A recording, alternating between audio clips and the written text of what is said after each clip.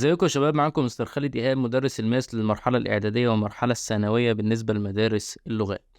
النهارده هنتكلم عن ليسون 5 في الالجبرا في منهج الصف الاول الاعدادي. الدرس جاي بعنوان Order of the Mathematical Operations. سيبك بقى من العنوان وسيبك من شرح الدرس. ما بتبقاش قاعد كده ماسك موبايلك بتقلب على الفيسبوك تلاقي بوست طالع لك في مساله بيقولك للعباقره فقط حل المساله دي 2، يقولك مثلا حل 2 plus 3 multiply 5 divided 10 multiply 10 power negative 3، ايا يكن المسألة عاملة ازاي، ويقول لك حل، وتلاقي الناس كلها في كل الكومنتات مختلفة على الإجابة.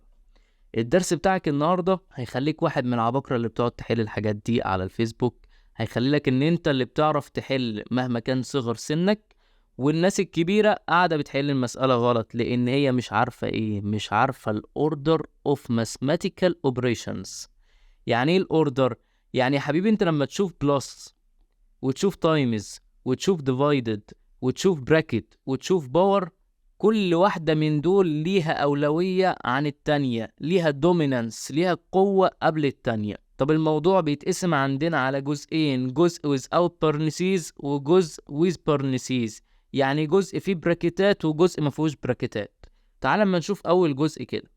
بيقولك لو انت دخلت المسألة ما لقيتش فيها براكتات، أول حاجة تحلها evaluate the power، يعني لو عندك أي رقم عليه باور حل الرقم بالباور بتاعه. تاني حاجة تحلها المultiplication والdivision in order from left to right، يعني انت بتمشي في المسائل من الشمال لليمين، تمام؟ تبدأ تحل المultiplication والdivision بالترتيب، يعني لو المultiplication قابلتك الأول تحلها، الdivision قابلتك الأول تحلها، اللي يقابلك الأول from left to right تحله. آخر حاجة بتحلها إيه بقى؟ آخر حاجة بتحلها الاديشن والسبتراكشن برضو منين لفين؟ from left to right. يبقى أنت بتبدأ المسألة بتاعتك from left to right. طيب نخش with parentheses، يعني يكون البراكتات موجودة. أول حاجة بيقول لك أول حاجة عينك تروح عليها الأوبريشن in the parentheses. يعني إيه الأوبريشن in the parentheses؟ يعني العملية اللي جوه البراكت، يعني العملية اللي إيه؟ اللي جوه البراكت، يعني لو في جوه البراكت بلس ماينس باور تايمز ديفايدد أيا يكن. طيب بعدين نفس الثلاث خطوات اللي كانوا هنا، تروح تحل evaluate the power، تحل الباور، بعد كده تعمل multiplication و division from left to right، بعد كده تعمل addition، بعد كده subtraction from left to right. طيب في شرح تاني في الدرس؟ اقدر اقول لك ان شرح الدرس كده خلص، ونبدأ نخش على الاكزامبلز ونخش على المسائل اللي هنحلها سوا. example number 1 بيقول لي عندي 3 plus 6 multiply 5 plus 4 divided 3 minus 7. طيب اول حاجة عينك بتروح عليها، هل انت معاك براكت ولا معاكش براكت؟ معايا براكت، يبقى انا اول حاجة اعملها هحل اللي جوه البراكت. طيب واكتب السؤال ازاي؟ بتنزل السؤال كله زي ما هو، يبقى 3 plus 6 times 9. جت منين ال 9 دي؟ ما ال 9 دي اللي هي كانت جوه البراكت اللي هي 5 plus 4، تمام؟ divided 3 minus 7. حلو قوي الكلام ده وجميل وزي الفل. بعدين تاني حاجة بتبص على الباورات، هل في عندي باورات في المسألة اللي قدامي؟ لا ما عنديش باورات، يبقى أنا أعمل إيه؟ يبقى أنا أخش على الخطوة اللي بعديها. الخطوة اللي بعديها بتقولك multiplication and division in order from left to right. طيب تعال نحل بقى المultiplication اللي عندنا.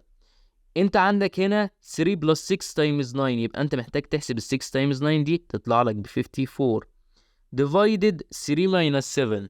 طب هل هي divided 3 بس ولا divided 7 ولا divided 3 minus 7؟ احنا قلنا بنعمل ايه؟ بناخد من left to right، يعني انت هتبقى ال 54 دي divided ال 3 دي بس، لان احنا قلنا multiplication بعد كده division، يبقى 3 plus 54 divided 3 minus 7. كلام جميل. حل الجزء ده، حل الديفيجن دي، تنزل ال 3 بتاعتك عادي جدا. 54 divided 3 تطلع لي 18، يبقى 3 plus 18 minus 7. بعدين قال لك اخر خطوه ايه؟ حل الاديشن، بعد كده السبتراكشن from left to right، يبقى 3 plus 8 تطلع لك دي ب 21، يبقى 21 minus 7 equal 14. تعالوا ناخد سؤال تاني عشان الفكره توضح لنا اكتر واكتر. السؤال ده في براكت ولا مفيش براكت؟ في براكت، يبقى اول حاجه تعملها تحل البراكت، يبقى 4 بلس 1 5، يبقى ال 5 تنزل وتايمز 7 عادي زي ما هي، وماينس وهنا ال 8 وهنا تايمز. طب حبيبي مش في باور، ما تحل الباور كمان بالمرة، يبقى 2 باور 2 4، لان احنا قايلين براكت بعد كده باور. حلو. بعدين هتعمل ايه؟ هتعمل ملتبليكيشن بعد كده ديفيجن from left to right. طب انت عندك هنا 2 ملتبليكيشن، يبقى الاتنين دول يتحلوا. 8 تايمز 4 تطلع لك 32، 7 تايمز 5 تطلع لك 35، وينزل لك الماينس في النص، يبقى 32 ماينس 35 تطلع لك نيجاتيف 3، وخلصت معاك المسألة. يبقى انا بمشي على اوبريشن، اول حاجة عندي البراكت، بعد كده الباور، بعد كده ملتبليكيشن، ديفيجن، اديشن، سبتراكشن. تعالوا ناخد المسألة اللي قدامنا دي. طب هو عمل لي علامة اوفر، هتخض انا بقى ولا اقف ولا بتاع؟ لا عادي جدا ولا يهمني. طيب انا كل اللي هعمله ايه؟ احل البراكت الاول، بعد البراكت احل الباور، بعدين التايمز، بعدين اعمل الديفايد. تعالوا كده نحل مع بعض يلا. يبقى انا اول حاجه هعملها، هعمل اللي جوه البراكت تبقى انزل ال 11 وانزل الماينس، اللي جوه البراكت 5 ماينس 4 يعني 1. تمام. اللي تحت الباور 5 باور 2 يعني 25. تمام. التايمز 10 تايمز 2 يعني 20. تمام. خلصت معاك المساله خلاص. حل 11 ماينس 1 تبقى 10، 25 ماينس 20 يعني 5، يعني 10 اوفر 5 تطلع لك ايكوال 2. تعالوا يلا يا شباب ناخد الاسئله كده مع بعض. واول سؤال عندك بيقول لك 18 divided 9 minus 6 times 1 plus 2. تعالوا نحل كده سؤال واحدة واحدة مع بعض. أول حاجة، في براكتات ولا مفيش براكتات؟ في براكتات، يبقى نحل اللي جوه البراكتات مع بعض. يبقى أول حاجة أقوم قايل ال 18 تنزل زي ما هي، علامة الديفايد تنزل زي ما هي، و 9 minus 6 تبقى بال 3 multiply 1 plus 2 اللي هي برضو 3. طب أحل المالتيبليكيشن ولا الديفيجن الأول؟ حبيبي هو قال إيه؟ قال لك multiplication and division in order from left to right. يعني انا بمشي من الشمال لليمين. مين اللي قبلك الاول؟ الديفيجن، يبقى هي اللي تتحل الاول. يبقى انت هتاخد 18 ديفايدد 3 الاول. 18 ديفايدد 3 دي تطلع لك كام؟ تطلع لك 6، وتايم ال 3 تنزل زي ما هي، يطلع لك الانسر في الاخر 18.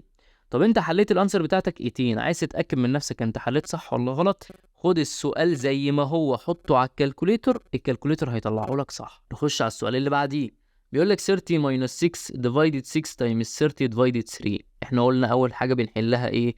اول حاجة بنحلها البراكت. يبقى 30 minus 6 دي بكام؟ ب 24. يبقى 24 divided 6 multiply 30 divided 3. هنعمل ايه؟ هنمشي in order from left to right. اول حاجة 24 divided 6 تطلع لك بكام؟ تطلع لك ب 4.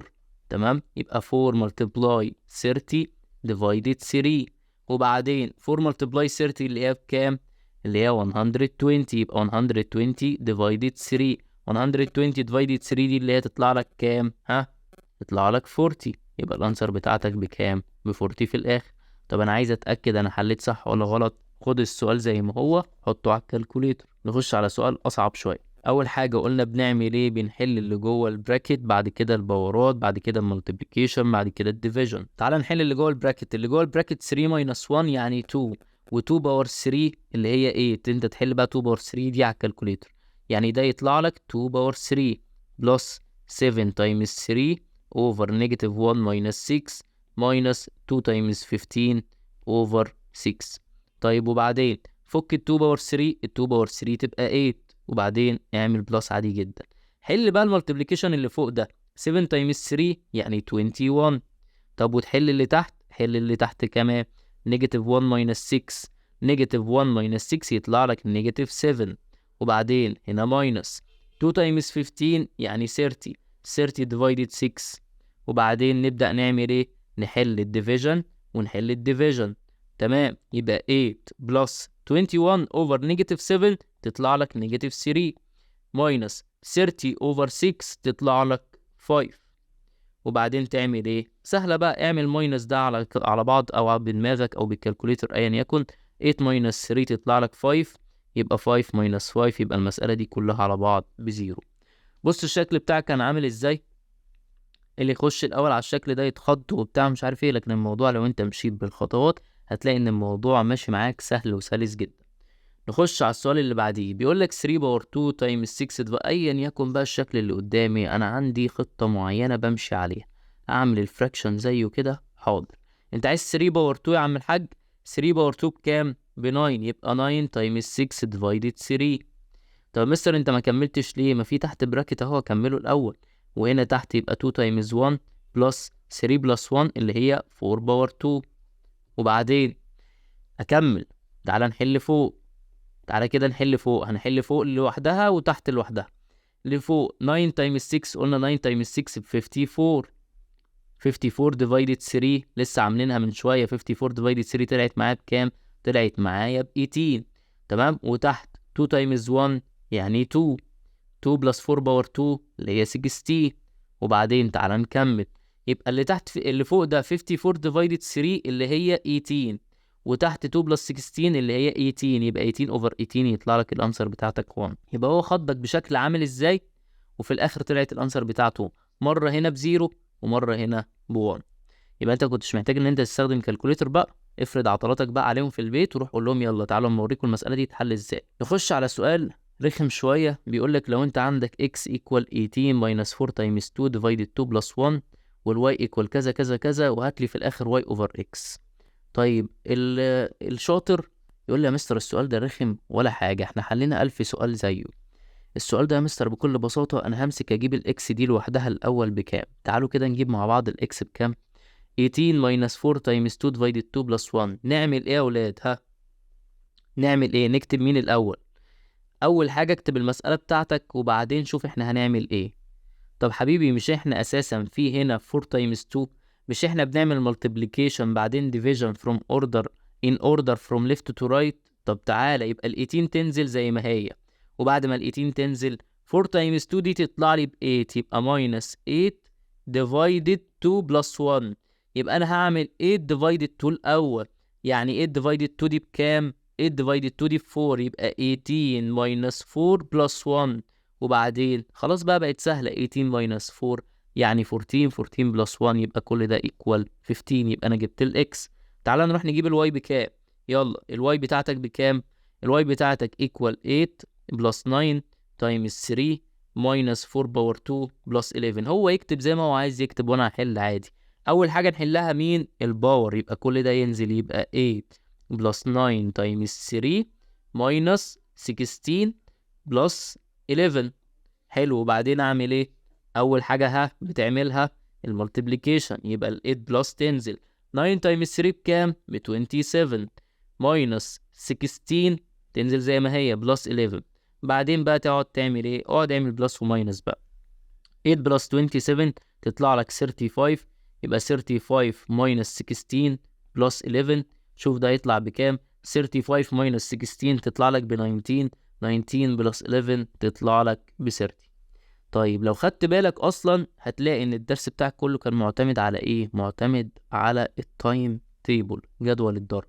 لو انت مش حافظ جدول الضرب زي هتعرف تنجز نفسك كده، ولا هتقعد بقى تمسك الكالكوليتر ان 9 تايمز 6 بكام و5 ديفايدد مش عارف كام بكام وهكذا. يبقى انت المفروض ان انت تكون حافظ التايم تيبل. طيب هو طالب منك ايه اصلا؟ انت كده خلصت المسألة؟ لا، ده هو طالب y over x باور نيجاتيف 3. y over x دي اللي هي تطلع لك بكام؟ 30 over 15 باور نيجاتيف 3. حل اللي جوه البراكت. 30 over 15 دي اللي هي بكام؟ اللي هي ب 2. طيب 2 باور نيجاتيف 3 دي اللي هي كام؟ اللي هي 1 over 2 باور 3. صح ولا مش صح؟ من درس النون نيجاتيف انتجر باور. لو ما سمعتش الدرس ده ارجع قلب في التشانل هتلاقي درس النون نيجاتيف انتجر باور. اسمع الدرس عشان تفهم احنا عملنا الحتة دي كده ازاي. 1 over 2 باور 3 اللي هي في الاخر 1 over 8. وخلصت معايا المسألة. وكده الدرس خلص. انت تقدر تحل عليه اي سؤال، مفيش سؤال هيقف معاك لان انا جبت لك نوعت لك في الاسئلة، اسئلة سهلة واكزامبلز واصعب الاسئلة. لو في حد واقف معاه اي سؤال ممكن يكتب لي تحت في الكومنتات. وكده الدرس بتاعنا خلص، واشوفكم الفيديو الجاي.